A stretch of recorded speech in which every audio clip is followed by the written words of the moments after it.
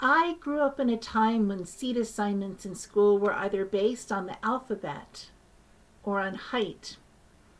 And so, as a tall girl, I was usually in the last row or next to the last at the back of the room.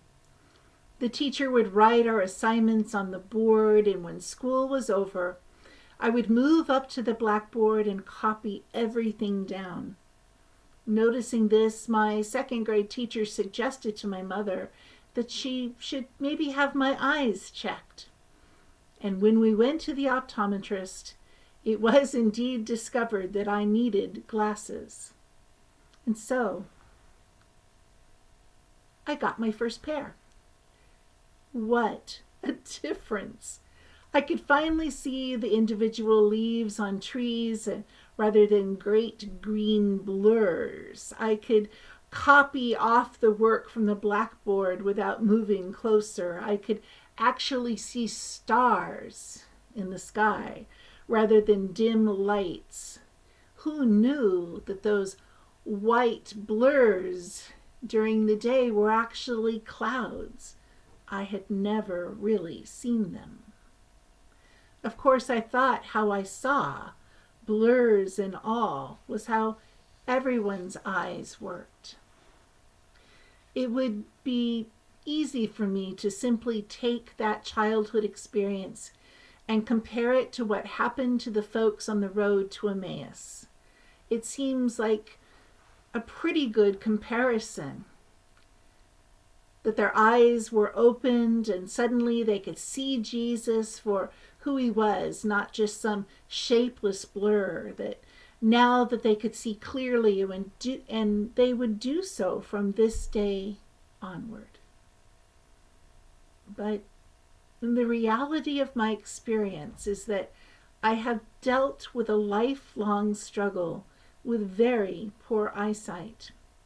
And while my glasses helped because my myopia continued to increase, I had to get them changed every few months.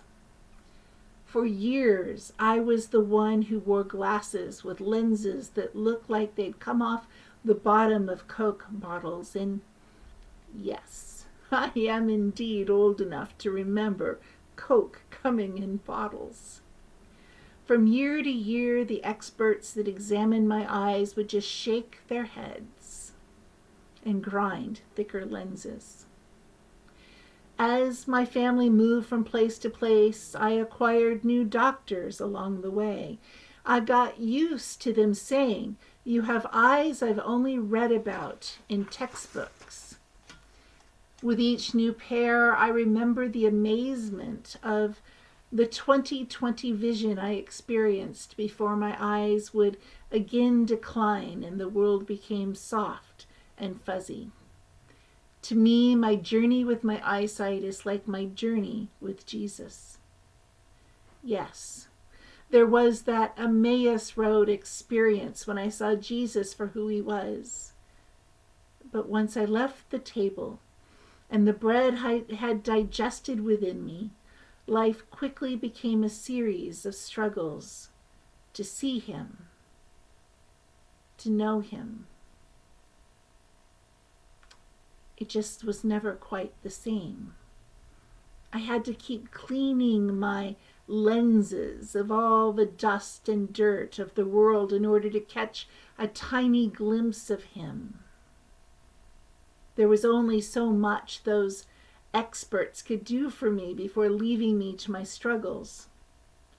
And there were times when someone would hand me a book, or I would hear a sermon or listen to a lecture, and it was like putting on new glasses and being able to really see for a little while. But then, and only then, when I went on the journey to Gethsemane, really walked in Jesus' footsteps as he journeyed to the cross, it seemed that for the very first time, I could see Jesus with what I can only call Easter eyes, with that clarity of vision, of life, of hope that I had always heard those who were born with 20/20 faith Talk about. But I'd always been told, sorry, you will just never have the capability to see that clearly. Even now, I worry at times about ever being able to see as clearly, as far, as dearly as I could with those Easter eyes when they were fresh and new. But though my Easter eyes aren't what they once were, they are all that I have right now. And maybe, just maybe, that's enough. Maybe that's what those two folks in Emmaus discovered as well. Yes, their eyes were opened and they could see clearer than they ever could in their life. They could run and tell everyone, we have seen the Lord. Kind of like, hey, look, did you know that trees had leaves on them?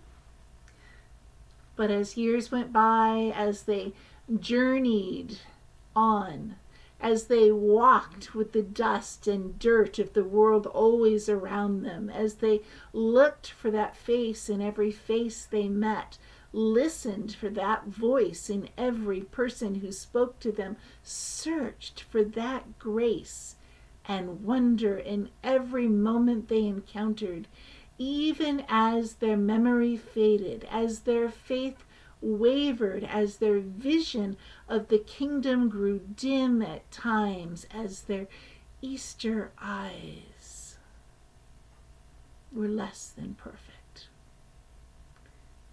Maybe they realized that even though their Easter eyes weren't what they once were, they were all that they had, and they were enough to keep looking. Enough to keep looking even as their eyesight faded away completely.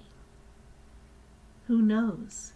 Maybe it was then that they finally got to sit down at the table together with Jesus to eat.